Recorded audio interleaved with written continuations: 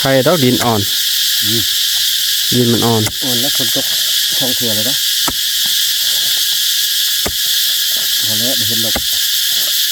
พอได้ปลูกเนาะเบี้ยไปดิบได้ชุ่มนะแล้วมันก็ท่วมมันล่ะ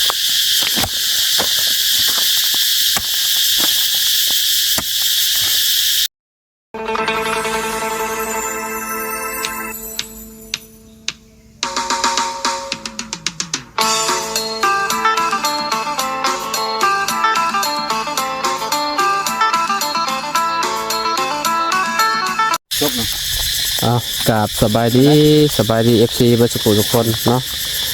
มาเมื่อนี้เห็นตู้เพิ่นกำลังลงมือพี่น้องเนาะสบายดีตู้น้อยสบายดีคือเก่าตู้ลงมือ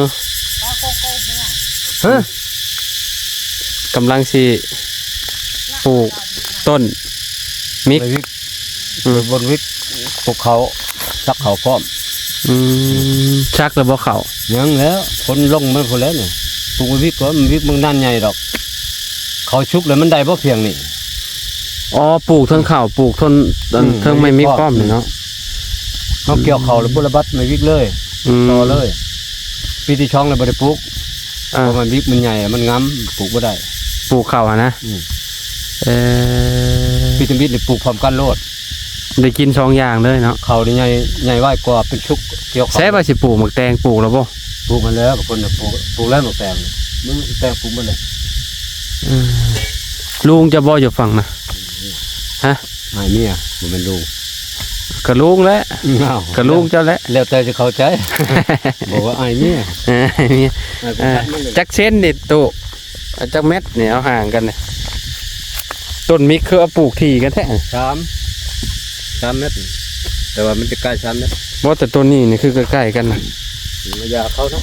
มันประตูตำราไปนั่นแหละเอาแบบนี่บอลนี่ประมาณนี่เนาะนี่ที่คือกลางโลดโอ้ยามันมันกระปุกมันจะกระทีกันนี่ทำนี่แหละได้อยู่เนาะบุเป็นยังไงเนาะมันบนนี้มีใบลายบ่งามกันปลูกสุดลูกหูลูกตาเลยได้พี่น้องคุดจังมือแหละโตต้องทำมือเลยนะเดินเลยนะมันมีคนลายแล้วมันจะพอเฮามันยิงเขาปปันได้ต้องทำคนคอยคุดแล้วบ่มันระบจกหันเป็นได้เมียดีแต่บ่เป็นไข่เขาก็เช่าเขาก็เป็นคือกันแล้วเขาบ่นอนอยู่นี่ไข้วัดเป็นไข้วัดบ่ให้ไม่เท่าชื่อยาไม่เท่านี่ยาชุมหากินไม่เท่ามัน4-5 มื้อแต่มาสารวันแต่สารวันผมบ่เช่าจะเถื่อหอยบ่ได้แล้วผมกินยาใช่แล้วเป็นอะไรเนาะอากาศเนาะตัวเนาะอากาศร้อนโพดแข่งรถมันร้อนของรถเมล์นั่นเจ้าบ่สบายเจ้ามาเฮ็ดแบบนี้เจ้าเฮ็ดคอยคนสู่ชีวิตคนบ่เช่าได้เป็นเจ็บคำบนแห้งอะไรจะนอนอีลาอีเรือแล้วบ่หยุดธรรมดาคอยเฮ็ดเวียกบ่ชนเนาะคอยบ่ชนอีกบ่ได้ชนเลยเนาะตากแดดก็คูดเลยเนี่ยตัวเนาะโอ้มันสู่ชีวิตยังฟังได้บ่แล้วตุพุ่นมานี่หาได้ฮอดนี่ได้นี่เดี๋ยวฮอดมันลุงคัดยังผ่านมันไปพุ่นโอ้สิแล้วเด้จะขากูใหม่นี่ไปยังเลาะลงไปพุ่นเนาะมองพายเจ้าพุ่นเนาะบ่ลายไปได้แล้วบ่พายเจ้าน่ะยาแล้วยังบ่ทันแล้วเลยครับเช่าเลยสำนันเอาก็สิเช่าละฝนตกขนาดมันบ่อ่างลายไปแล้วก็สิเชื่อมอีกได้ลายเติบเลยน้ประมาณนี้แหละเพียงกคาเลยบ่หน้าแข้งบ่เพียงหน้าแข้งจังนั้นบ่ตกฝนบ่ตกฝนตกก่อนมันหล่นนะคันคู่บนขดเตียงไปทางนั้นเบิ่งหน้ากระเจ้าเนาะมีน้ำโพงเนาะโพงลงบ่เลิกดอกเพียงจิบของนั่นนึงกบห้องมันขึ้นนี่ไปที่เอาบ่ได้บ่เอาไปเก็บไปยิงนะลักขนาดมาเห็นตาลงเลยไปยืนดักนี่หั่นตัวใหญ่แล้วล่ะตัวใหญ่บ่ใหญ่กบผูมันสิยิงนะไปซอมันนะมันย่างไปกบเปื่อยมันเห็นตามาชากับแก่2 ตัวแล้วลิ้วไปใส่ รีบเขาโกนคือเก่าก็บ่ได้ยิงหยัง อืม ลักหากินยากโอ้ยตาย เนาะน้ำหงเลยกับเบิ้ง1 2 3 4ประมาณ4อันเนาะนากระเจ้า คงจะต้นนั้นบ่คงช้ำตัวนี้ก็บ่คง คือสีงามอยู่เขานะตัวเนาะ ตัวเทิงกับตัวนี้หงจังแล้วเฮาจะบ่งามดอก อืม บ่ทันเห็นเขาเฮ็ดจักเถื่อเขาหาก็เฮ็ดหน้าเหือ อืม บ่เห็นเขาปลูกปีกายปีก่อนก็บ่เห็นงามบ่ได้ปลูกบ่เห็นยังปีนี้ พี่น้องเลยเนาะโอ้ทางตัวน้อยเราพากันขุดกับน้องชายกับอ้ายเมียพี่น้องเลยเนาะขุดนี่แหละสิปลูกไม้มิกแล้วก็สิปลูกข้าวน้ำพี่น้องเลยเนาะคือแบบ โอ้จกแบบนี้ กำลังแป้ง ดำเล็กบ่มีน้อย แป้งจกอยู่พี่น้องเลยเนาะ ดำเล็กนี่พักนะให้เขาจอดไปเลย อืม เบิ้งทางสิ เป็นอะไร อืมอืมอืมอืมอืมเบิ้งขา ลองรูปบาท ลองเลยผ่ากับพ่อผ่า ผ้าคอเป็นอย่างเงี้ยเลย คนประกอบนี่เราทำบอลอนขาตัวนี้ อืม ตัวนี้เขาก็ชี้ช็อตนี่มันบอลแน่เลยนะ ลองขุดเบิ้ง จะได้แล้ว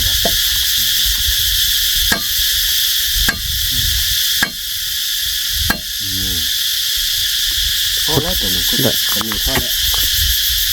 ไม่ลายเลย คือเบี้ยมันนี่สิไปเอาน้ำเพิ่นมาบ่ จีนเลยให้ อืม ปลูกให้มัน อืม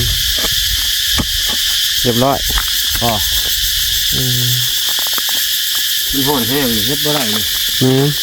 มันห้อนเนาะ มันคุ้มเลย ฝั่งนี้ก็โอ้เป็นเอาไว้เนาะดามขักดีเหรอ มันต่อไปตั้งชุดกันเลยจบเพื่อเขาได้เลยเนาะต่อไปต่อใส่ นิ่งเรืออยู่ฝั่งนั่นเนาะยับลงไปพุ่นพี่น้องเลยเนาะว่าจะน้อยก็แล้วนี่ประมาณ ลายอย่างไร มาเอิญ โอ้มือบ่แล้วพูดถ้าพังเลยก็แม่น เอาฝั่งนั่นก็แม่นบ่ อ้าวแม่นแล้วฮะ เออ ช่วยฮะพูดลูกพูดทางนั้น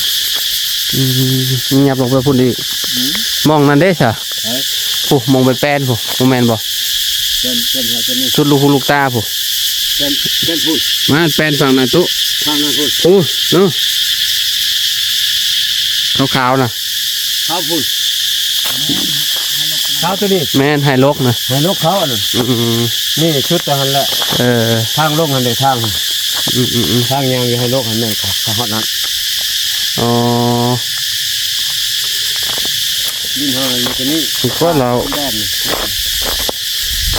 เสร็จขนาดแล้วได้ประตูนะเมื่อวานนี่กับวัดมือว่าจะ เมื่อเดี๋ยวรถต้นเช่ามันแดดแห้งแล้วขึ้นตอนแรกเนี่ยมันแดดอ่อนนึงลง ลุยพี่น้องเนาะ มันบ่แลง บ่เขาคิดว่าอันนั่นเตี้ยนี่คิดว่าเครื่องมาบวบสำหรับโมเมนต์เนาะ บ่ได้ไม่เพื่อน้ำได้นี่ก็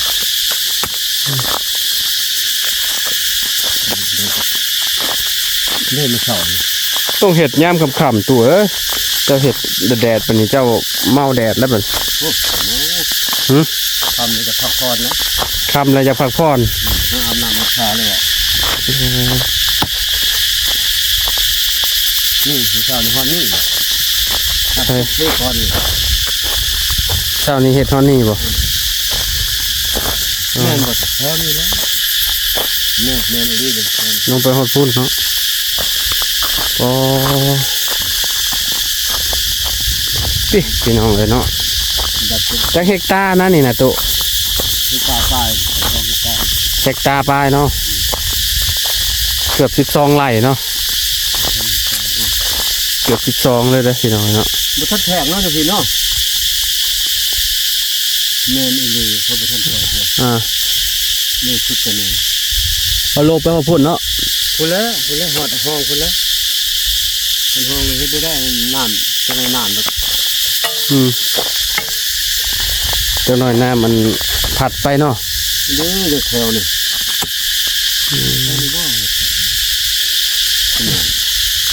แม่นฮะเด้อันน่ะมันน่ะ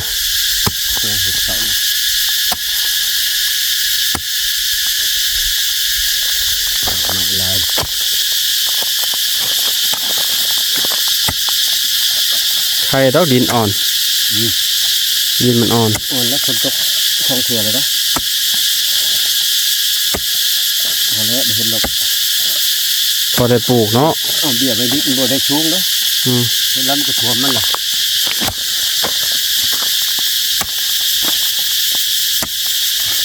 ปลูกแรกๆนี่เขาต้องซับหญ้าออกเนาะเพราะว่าหญ้าเกิดใส่มันก็บ่ขึ้นอีก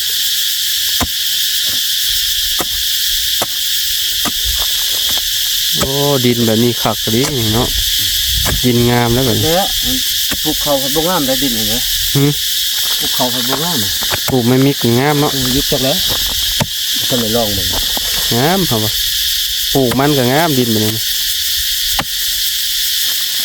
เจ้าก็บ่ปลูกมันตุ เนาะอันนี้ปลูกเพื่อนเพื่อนเท่านั้นเองปลูกพอได้กินทำขายซะปลูกลาก็มีแต่คนคอกิน อ้าวปลูกขายได้บ่แม่นปลูกอันนั้น มันขายปลูกแล้วมันมีส่วนหนึ่งอยู่คนปลูกแล้ว อันนี้ไว้ปลูกไม่มิกเนาะ จะมีส่วนปลูกข้าวปลูกมะยิ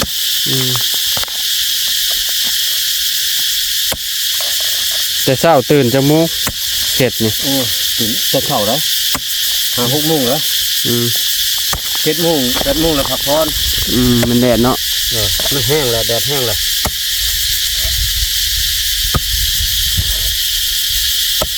มันทำได้ทำก้อนจังลงนี่มันยังแดดเลยลงเด่นคือ ลงไวแท้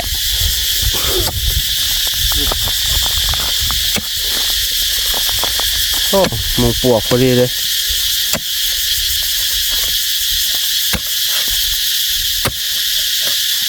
ไม่ร้ายถ้าหักไม้มันจะลายแต่บุมีหักไม้มันคุดมวนดินอ่อนหอดเลยหอดหมูมาเลย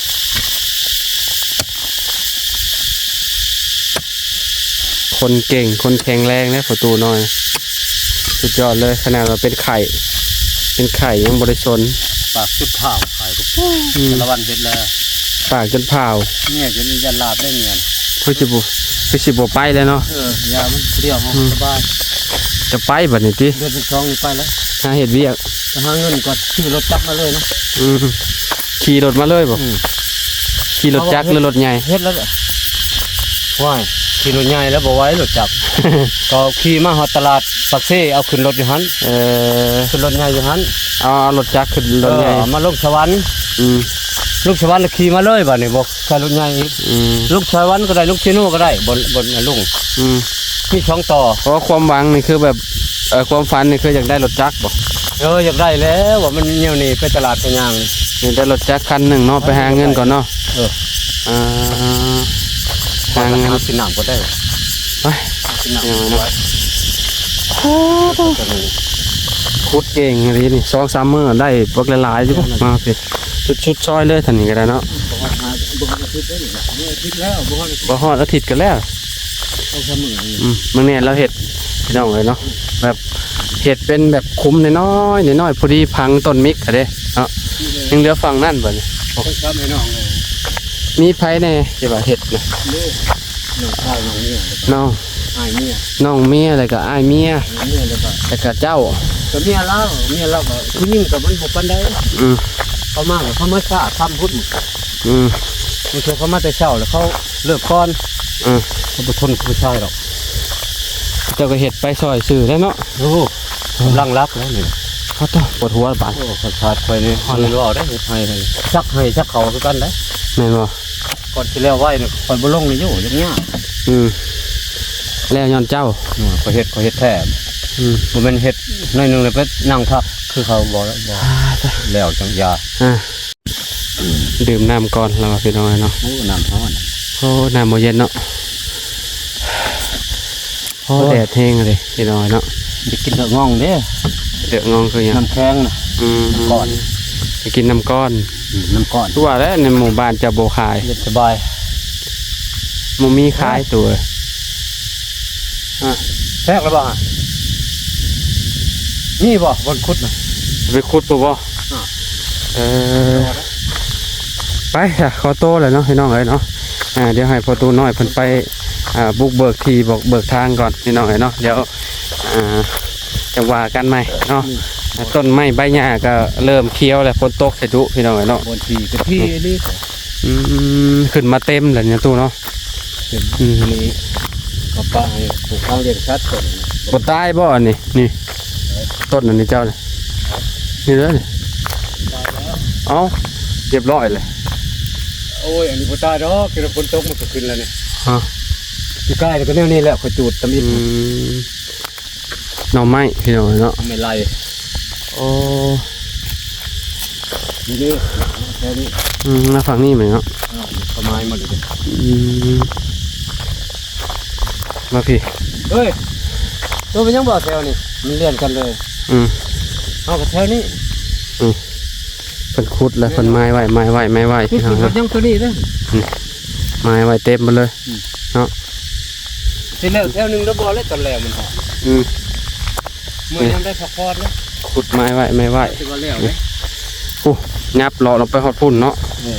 ยาวเหยียดเลยพี่น้องเนาะ นี่จำใช้ได้นะอินวิทีนแล้วเนาะ ถึกสายแดนเลยบ่ ใช้ได้นะนี่ ถึกเลยเนาะ ผู้ที่เป็นรักเลยตัวนี้ ถึกมองแดนแดนเมียเก่าเราพี่น้องเนาะ ก็ป่าใหม่ลุงนอนแล่ลูกเจ้าบอกบุกินยังเลยมันอยากนอนเฉาไปกินเป็ดนำบุกิน ห่อนแดดเมี่ยงๆกับสู่เอางานเอาการขนาดประตูน้อยนี่ ใช่ เนาะเจ้านี่แหละวะ บ่ได้นี่บ่มีนะสมัยก่อนนี่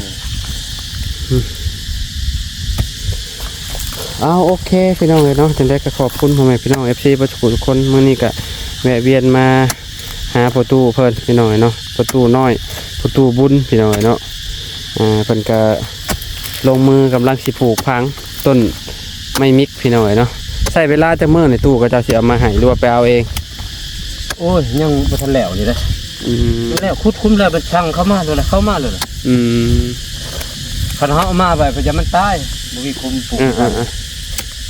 ได้ ประมาณนี้เนาะ นั่นนะ ต้องรอเพิ่นนั่นก่อนเนาะแล้วก่อนเนาะคุดคุมแล้วก่อนเนาะ บ่ยากเบี้ยมันมันเอามาให้โลดมันเห็นจากจำหน่าย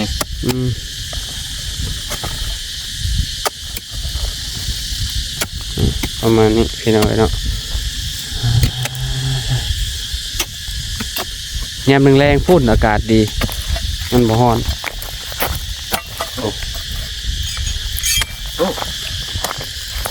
โอ้ โอ้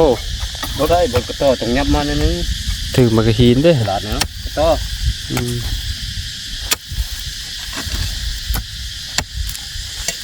ขุดกับบ่ได้เลิกปานใดพอดีคุณเลิกลามันก็เบี้ยบิ๊กมันบ่น่ะมันบ่ใหญ่เด้ท่วมมัน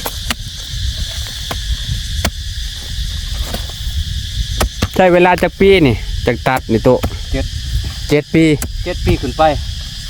ถ้าบนดินบ่งามก็กลัว10พุ่นแล้วเนาะ8 9 10พุ่นละกันดินงามมันจะใหญ่ไว้ คุ้มอยู่บ่ คุ้มแล้วค่าแล้ว 10 ปีเธอพี่น้องเนาะ เฮาตัดแล้วบ่แม่นเฮาสิปลูกอีกเฮาทานอมันขึ้นมาบัดนี่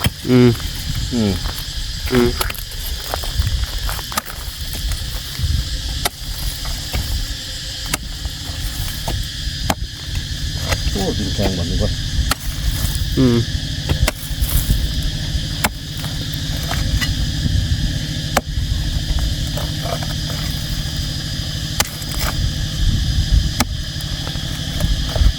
โอเคพี่น้องเนาะพอแล้วตุ๊ยังบ่ ดินแข็ง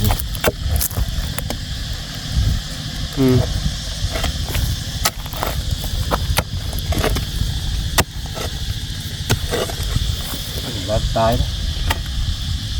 นะ โอเคพี่น้องเนาะจะได้ก็ขอบคุณพ่อแม่พี่น้องเอฟซีประตูทุกคนเนาะเอาสำหรับคลิปนี้เนาะขอตัวแล้วพี่น้องไว้พอกันใหม่เด้อเนาะไปบ๊ายบายตู้ไปพี่น้องเลยเนาะอยู่ดีมีเฮงเอฟซีประตูทุกคนเนาะ